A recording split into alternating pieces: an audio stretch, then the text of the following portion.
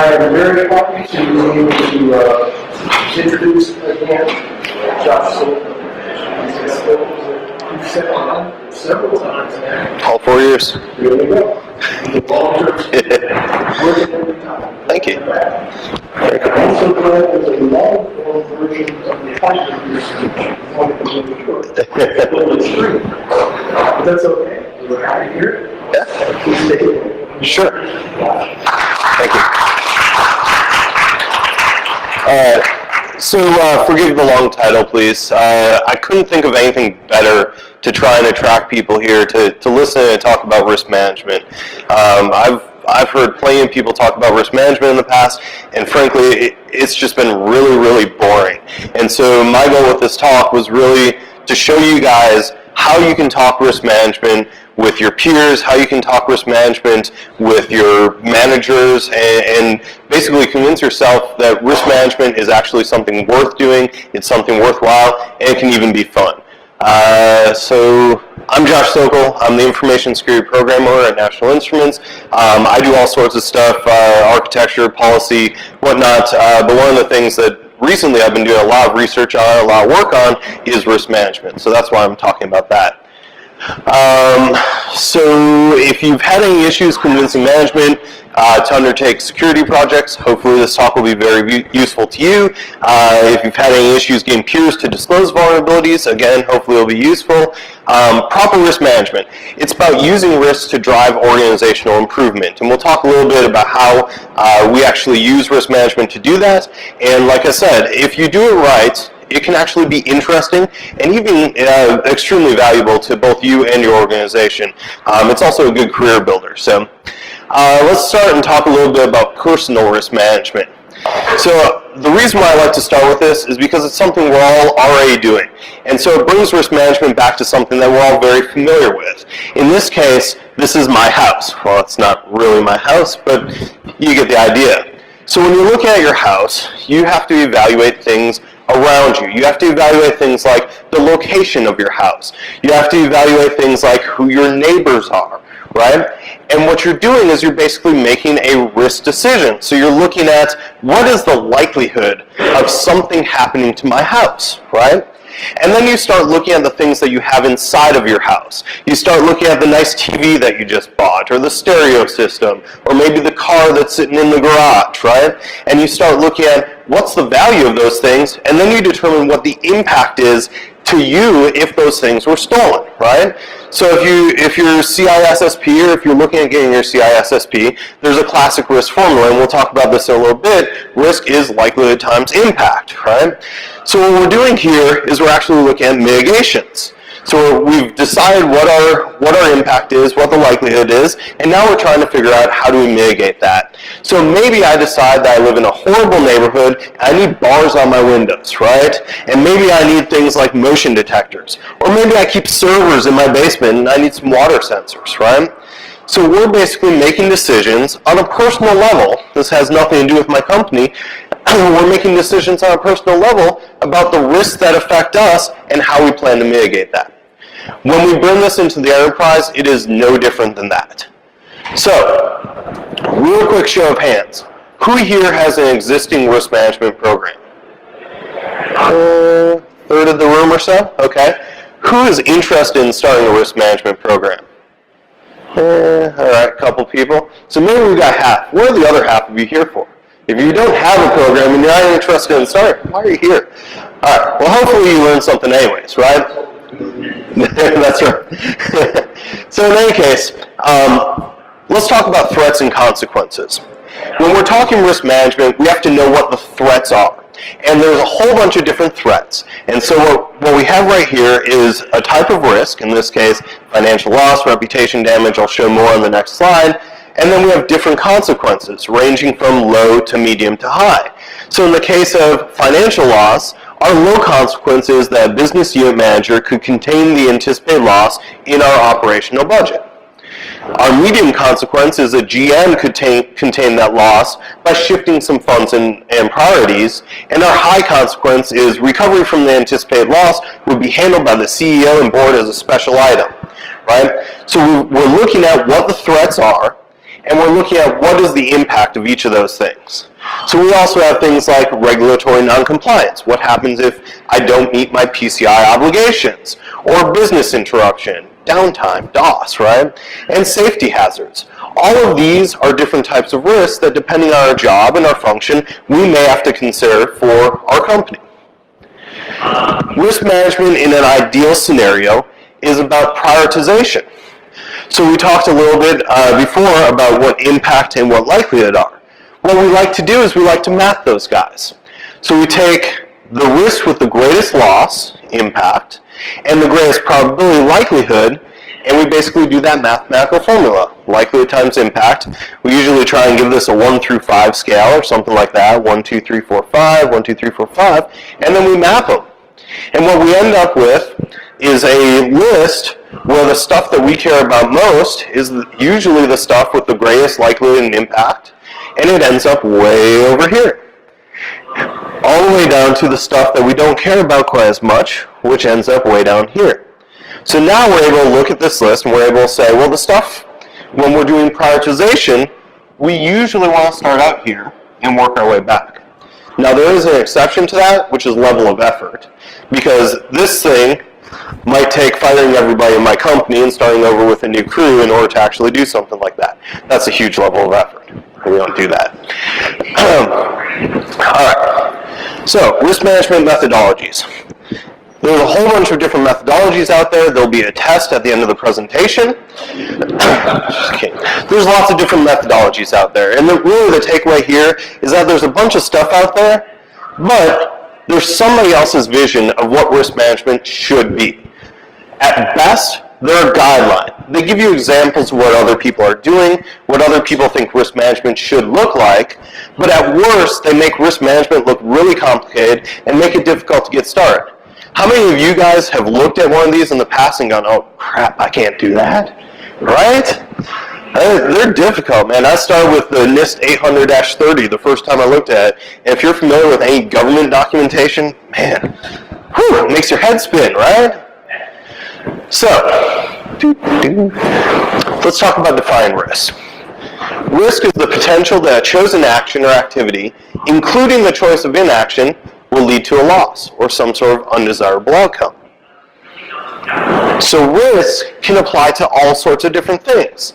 It can be economic risk, health, safety, and environmental, IT and InfoSec, insurance, business management, finance, security, right?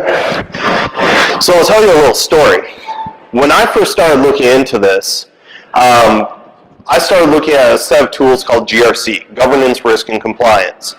And this was when I first took over the security program. It was basically non-existent at NI. I started with zero budget, and I basically said, hey, this GRC thing, we need this. We have to be able to manage our risks. So I put it in the budget. $500,000, $500,000 to bring a GRC tool to NI. You know what happened when I put that in my budget? They laughed at me. It's my first year doing the budget, and they laughed at me. Because I went from zero to $500,000 in no time flat, right? So what did I do? I went and I talked to the guys who lead all these teams. I talked to my finance guy. I talked to the OSHA guy, right? I talked to some of the IT people. And I said, hey, I want to show you guys something. I said, look at this GRC tool. And I had one of the vendors come out, and I had them do the whole dog and pony show. And I said, isn't this awesome? Wouldn't you guys love to have this? And they said, yes. And I said, all right, it's $500,000 split between 10 teams. That's $50,000 apiece. And they said, no, we can't do that, right? So I was having a lot of trouble trying to figure out, how do I do risk management? I'll talk a little bit about the end result of that in a second. In any case, risk applies to everybody. So our risk formula. This is the standard CISSP. You go take the test. This is the answer, right? Likelihood is the probability of something occurring. Impact is the expected loss that if that event occurs. And so our risk formula is likelihood times impact. So this should look very similar. That's what we had over there. And we get kind of this weird chart where the higher likelihood, higher impact stuff starts there, then it works its way back to medium, and then low, and then insignificant. Doesn't look very good on this resolution. That looks a little better. Now, one of the first things I learned about risk management when I was going through this is that this formula didn't fit me. I was calculating all my risks and whatnot, and I realized that for my company, likelihood times impact was kind of off. It didn't feel right. For me, I liked likelihood times impact, and I felt like impact needed to be weighted in there additionally. I felt like impact was more substantial. So what you can do is you can actually modify that formula. And in my case, I said risk is likelihood times impact plus impact. I add that impact modifier, and that actually skews it a little bit. This is that same scale. Basically, I have anything above a 7 is high, anything above a 4 is medium, and anything above a 1 is low, and then anything less than a 1 is insignificant. Well, you can see how it kind of shifts out. Now, instead of having these guys all as insignificant, these guys are low, right? And you can see how the whole thing kind of shifts this way. Well, just like you can do this, let's say maybe I consider likelihood to be more important. So I can flip that, and I can say it's likelihood times impact plus likelihood. Right? Maybe I consider it to be doubly important, so I do plus likelihood plus likelihood. The takeaway here is that the risk formula, the formula itself doesn't really matter. The idea is that you should make your formula fit your company. Make the math work for you. Be flexible. Risk management needs to be a custom fit for your organization, and your formula needs to reflect that. So any tool, anything that you start using for risk management needs to keep this in mind. You need to be able to modify things and modify on the fly. So after I got through with all the GRC talk and got shot down twice, I ended up finding out that there was a risk guy at NI many years before I got there. And he had actually built a custom risk management database in Lotus Notes. Frowny face, right? But it was something. The problem was, when I started putting risks into there, and I got 100 risks in, and then all of a sudden I decided to change my formula, Lotus Notes laughed at me, man. It didn't work. I had to go in to each risk, resave it, and then Lotus Notes, since I adjusted the formula, would change the risk level. I had to programmatically change it. It sucked. So takeaway, your formula can and likely will change. And wherever you're tracking risks, you should be able to dynamically update the risk based on the updated formula. Well, what does this mean? It means no Word documents, no Excel documents, no static formats. So out of the people here who raised their hands and said you're already doing a risk management program, how many of you guys are using static formats? You don't want to cop to it, huh? Yeah. Okay. So convincing your management. If you get anything out of this talk today, anything out of my presentation, take this away. Risk management will fail if you don't have management participation. The whole goal of risk management is to create a prioritization framework. And if you can prioritize those risks and put them out there, then management now has the visibility into it, and you can use that for projects and things like that going forward. It becomes part of your budget process. Management speaks risk. It's cool if you know risk. They don't speak CVEs. They don't speak attack vectors. They don't speak threat trees. They speak risk. Right? So when you're going and you're sitting down with your management and you're trying to talk to them about the problems in your environment, don't sit down with them and tell, well, the latest note CVE is for blah, blah, blah, exploit, and whatever. Tell them what the risk is of that. Then you'll get their ear. Your responsibility as a security professional is to collect and convey risk to management. Far too often as security professionals, we end up looking at problems in our environment, and we go running around saying the sky is falling, right? And we try and say PCI compliance says you do this, and we can try and force things on other people. The problem is people get resentful. They don't like being told what to do. If you can frame these discussions in terms of risk management, right? Frame it in terms of risks, it's no longer an adversarial relationship. It's me conveying what the problems are in our environment, and now I can tell management, hey, why don't you evaluate this? Why don't you look at this and decide what we want to do with that? Do we want to accept it? Do we want to transfer it? Do we want to reduce it? Now management feels empowered. You look awesome because you've been able to figure out what the risks are. You've been able to give management the visibility, and you've been able to empower them to actually do things with those risks. Does that mean that when they present to them some type of risk value, maybe like matrix, to let them tweak that also? Yeah, so the question is, does this mean that we give management kind of a risk matrix and value and allow them to manipulate that? And the answer is absolutely, right? Risk management is what's the right word? Everybody's working together on this, right? So when I do risk management at NI, it's not about what I think the risk is, it's about what we think the risk is. And I will go and I will talk and I will sit down with the team manager and I will say, hey, what do you think this is? And then I'll sit down with management and say, the manager thinks it's this because of this, how do you guys feel? It's a collaborative process. Now, if you do a good job of management through the process of risk analysis, then the end result is that list of priorities that you can then use for project planning. Here's our high list, here's our medium, here's our low. These are the things that are low level of effort, these are higher level of effort. These are the things, all these risks map back to this thing which we should do for next year. Right? Now, if you can't convince your peers, risk management will fail as well. Because normally your peers are the ones who are giving you risks. And the first time I did a risk management exercise, I sat down with one of our Unix admins. I said, Josh, I feel like I'm at the doctor with my pants down around my ankles. It's like, this is hard for me to give up all this stuff.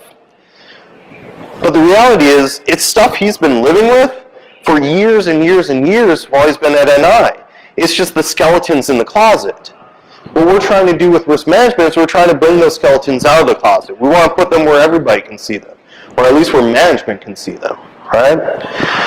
So management can only be proactive in addressing risk if they're aware that it exists. So you got to tell your peers that if this is in the closet and it comes to light, it's on your shoulders. But if you can get out of the closet and show management this, then we can actually do something about it. So undocumented risk means that you and your peers shoulder the responsibility if it happens.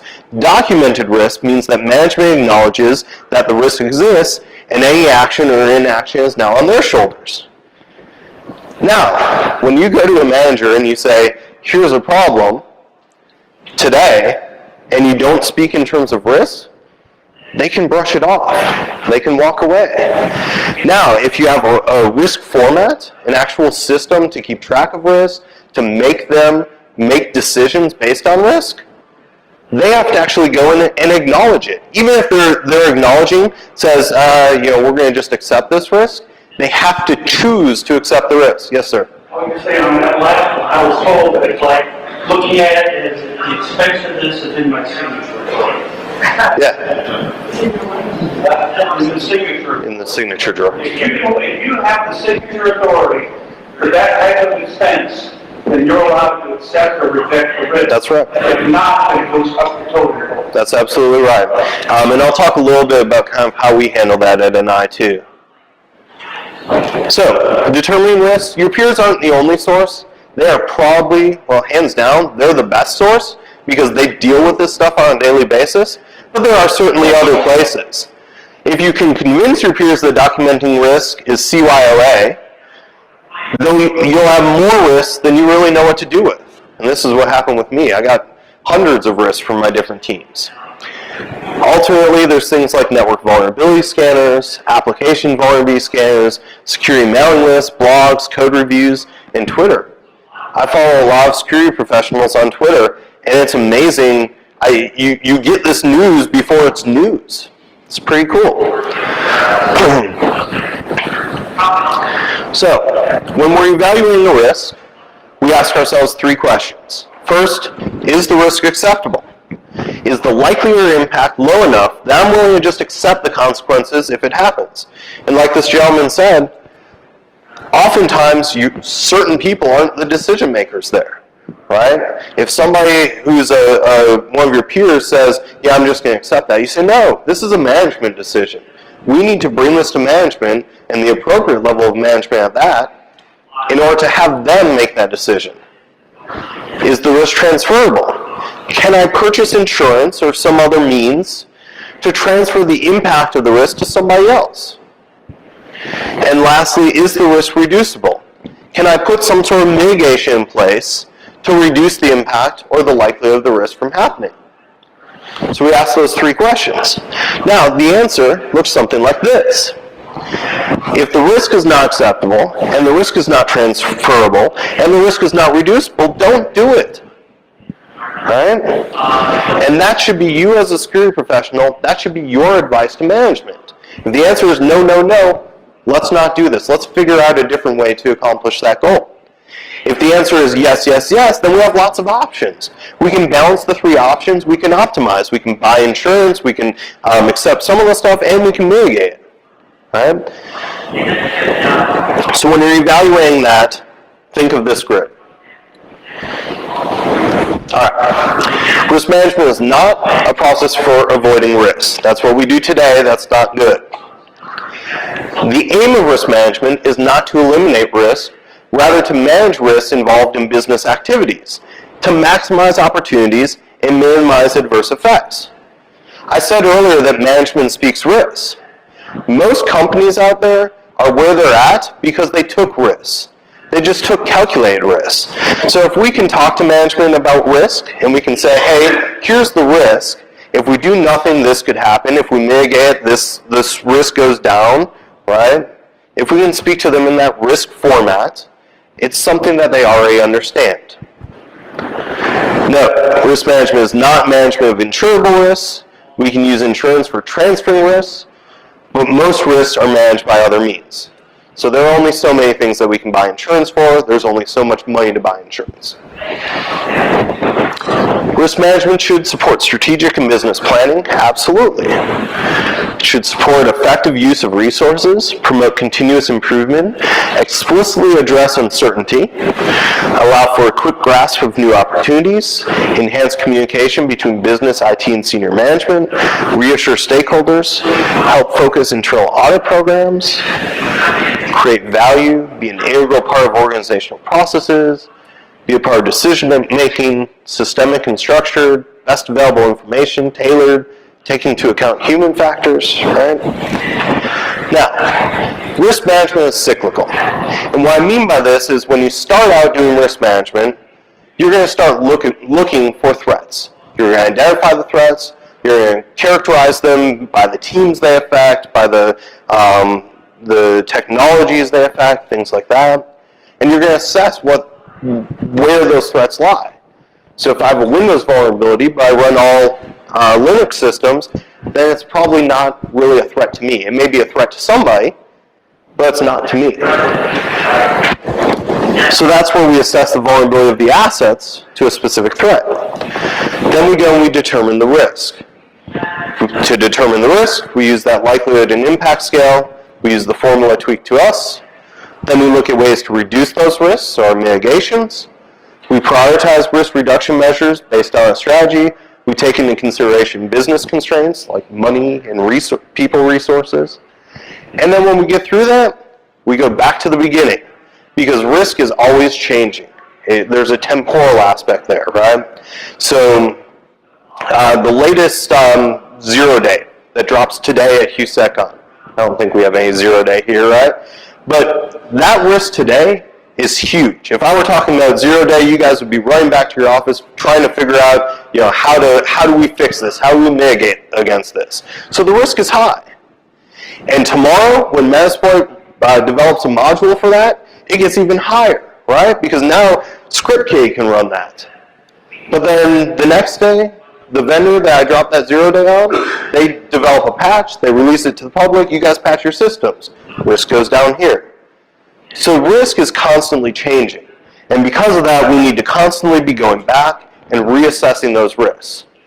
Also, hopefully, because this is a prioritization process, we have people actually working to fix this, people trying to mitigate the risks, which means that in a year's time or so, maybe those risks are closed. Maybe they're not problems anymore. So, a risk review process may depend on how lean your organizational structure is, especially on the management end of things, but this is what I do at NI. The visibility of risks, I raise it depending on whether it's low, medium, or high. If it's a low risk, usually I will let an area manager sign off on that.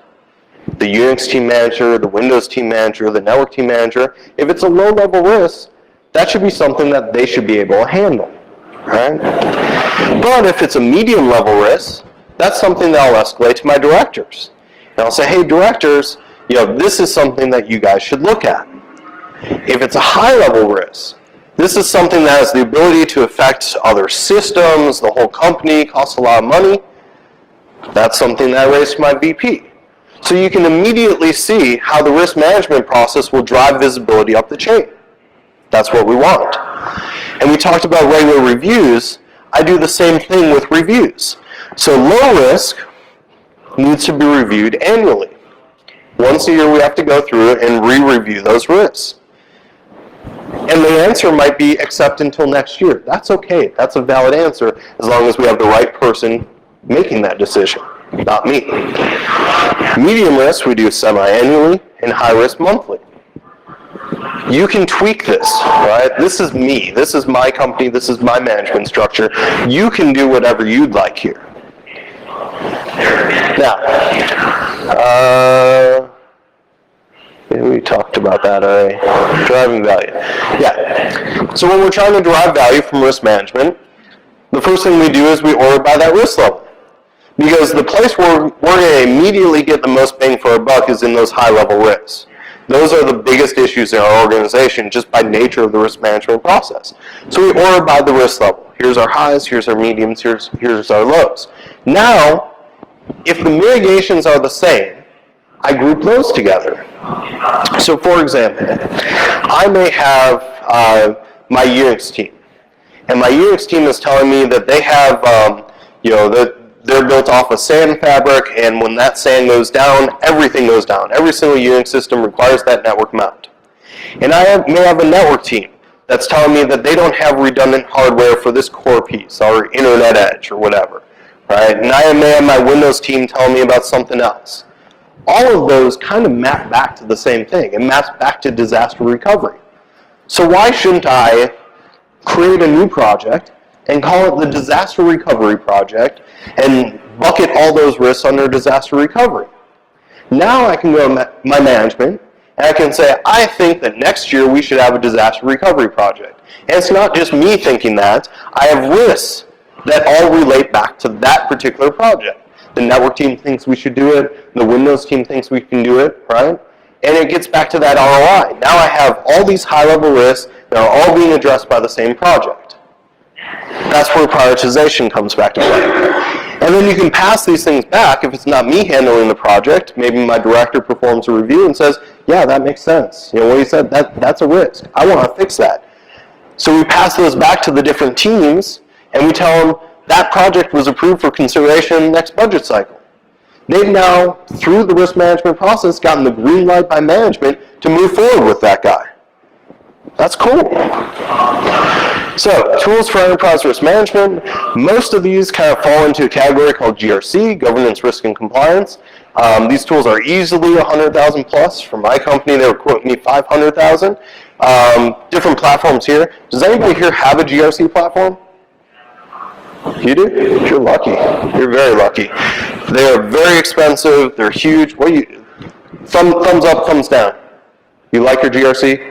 In the middle. Okay. All right. So he's the lucky one, and he gives a thumbs in the middle, right? We're all the unlucky ones. We're using spreadsheets, maybe nothing. I got kind of sick of this, so I started using that Lotus Notes database, and I was like, man, I can't use this. It's not flexible. It's not all the stuff that we just talked about out there. And so finally I decided to do something about it. So you guys get to see simple risk. I'm sorry, camera people. I'm going to have to come down here for my demo. You'll see it on the screen. This is simple risk. So simple risk is PHP, MySQL database backend. It is free, it's open source, you can go to simplerisk.org to download it. In this case, I've installed it on a Ubuntu box. You can install it wherever you want, and by nature of being PHP and MySQL, it will install pretty much anywhere. I'm logging in with my admin account. Default is admin. You can see here, SimpleRisk has a risk management section, a reporting section, which is blank because this is a brand new instance, and a configuration section. So when you're first starting out with risk management, everything that I talked about is here. The first thing is choosing a risk formula. So we've got classic risk, we've got likelihood times impact, but we also have some flexibility. We can go likelihood times impact plus likelihood. We also have the ability to configure what our high, medium, and low level risks look like, and what those levels look like. We even see that nice pretty picture I showed in my presentation. We can configure our review settings. How often do we want to review different levels of risk? I said it needs to be flexible, so here you go. You can change my categories, my teams, my locations, why you closed it. It's got a full-on user management section, including I have a module for Active Directory authentication. You can select teams. You can even define what permissions people have. So you can say this person is able to submit risks. This person can modify risks. Here's my manager, he gets to review low risk. Here's my director, he reviews medium. Here's my VP, she reviews high level risks. And I get access to the configure menu. You can change my naming convention. So if you don't like the fact that I called it insignificant, you can change it to whatever you want. SimpleRisk maintains a full audit trail, so every single activity within the system, if it changes something, it gets logged in the audit trail. If somebody's logging in, it gets logged in the audit trail. So let's go ahead, let's go risk management, and we're going to submit a new risk. And this one is going to be for HouSecCon. It's going to be a hurricane. It's Houston. It's happened, right? All right. So I can go back. It could happen, man. It's happened before. All right, so we need to add a new value, first of all. For this one, we need to add a new, where's my location? It was up here. There we go. Thank you. You guys know it better than I do. How about that? Houston. Houston, we have a problem. All right. So we just added a new location. That easy. We go in here. Houston has a hurricane, and then we go back to our site location. We've got Houston on here. We give it a category, environmental resilience. We give it a team. We don't really have a good team for this. We're going to call it information security. We can give it a different technology. In this case, let's do data center owner. So any user you have in the system, you can change that. Managers will be in there as well. We have two different options for risk scoring. We can do that classic, which you saw there, or we can do CVSS scoring, which is a pretty common standard, especially for technical vulnerabilities. In this case, let's stick with classic. What's the likelihood? You guys said it's pretty unlikely, so we'll go with that. But the impact, if it happens, is pretty bad, right? I don't know, extreme catastrophic. We're just going to say major. Yeah. I mean, if you're on the coast, you're right, pretty bad. If you're in one of those tunnels, tunnels under the city, that could be pretty bad, right? Those get flown. All right, so risk assessment, HouSecCon might not happen if there is a hurricane. By the way, Austin doesn't get hurricanes, so last con, totally safe. All right. They make sure they cleaned out the canned goods on the shelf. There we do. Big impact. All right. So now we've submitted our new risk, and it told us that. So next step is we play our mitigations. We go in here. We've got a new risk. This one's been given a low, mostly because we said that it was very unlikely for it to happen. So here's our risk level. We can see when it's submitted. We can see that no mitigation has been planned yet, no management review. So let's go ahead and put in a mitigation. We give it a planning strategy. In this case, there's not a whole lot that we can do about this, so let's just accept it. Our effort is going to be, our mitigation effort is going to be pretty exceptional. We have no solution, right? But our recommendation is maybe get a hot site in Austin. All right, bam. So we go ahead and we submit that.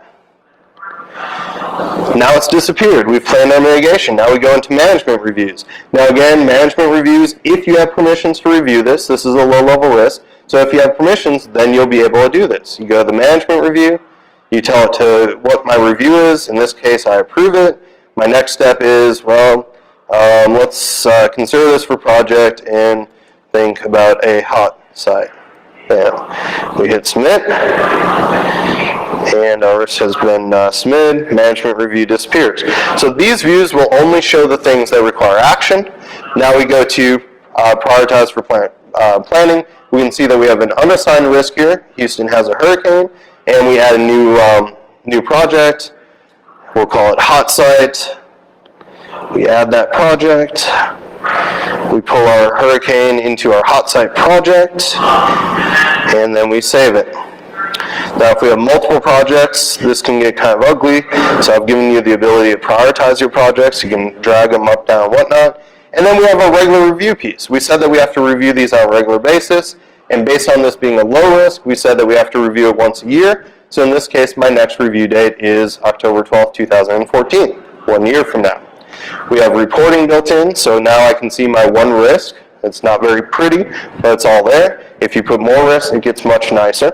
You can see all open risks assigned to me, all of them by risk level. You can look at all the closed risks. There's nothing in there. And then, let's say we end up fixing this risk.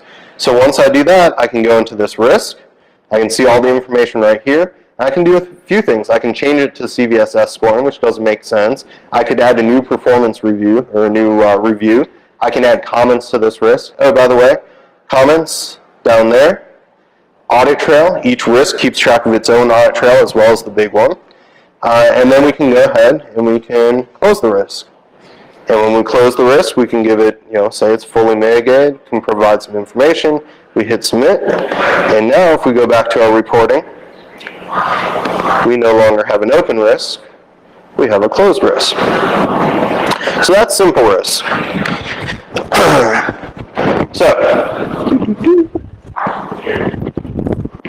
Simple risk. Design with security in mind.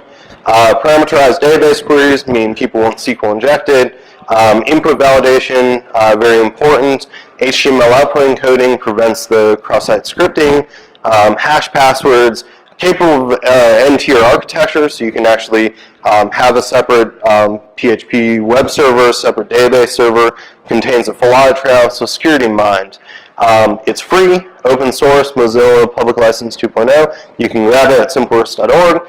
I have a LAMP installation guide, and if you're really slow at Linux, it might take you an hour. I did this last night. It took me less than 15 minutes to install and everything on that system right there. So if all this looks way too cumbersome for you, if you're like, man, I don't know PHP, I don't know MySQL, I don't know system administration, I just want a tool, you can go to hostedrisk.com.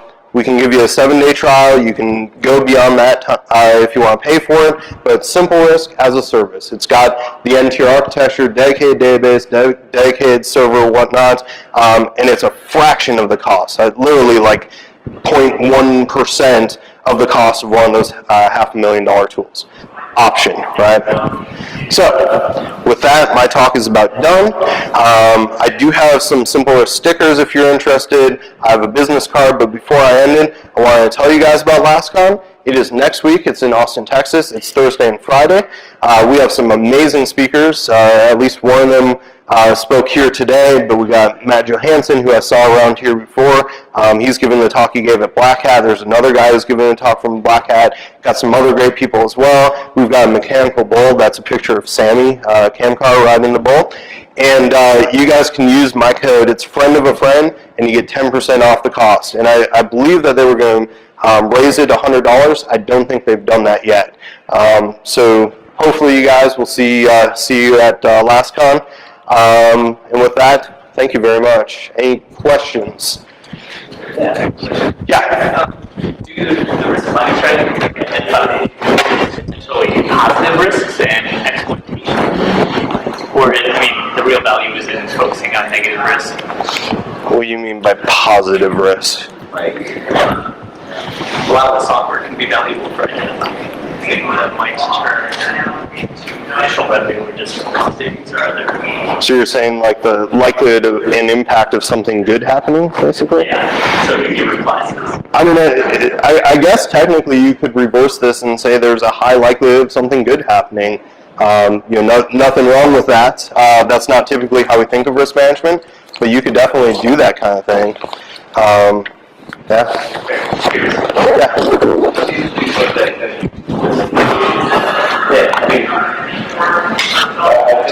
it seems to be more. Think about this is bad happening, right? So if you're trying to measure in something good, about something like that, Yeah, similar approaches and strategies.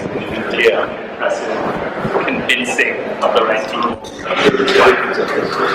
Cool. Yeah. So in order for your organization, high risk is happening in conflict by That's right. the sense of operation.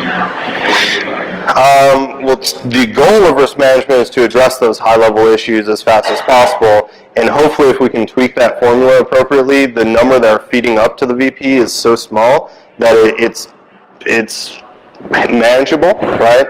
The idea is you want to shift as much of that, the crappy, low-hanging whatever back to the section managers, and then drive the stuff that really does need the visibility up to the VP. So my goal in this is I tweak those formulas such that it looks like that. It's an iceberg, well, I guess kind of with the VP on the small end, right? And that all the big stuff going to the section managers. More of a pyramid, I guess. Any other questions? All right, enjoy some stickers. Thank you, guys.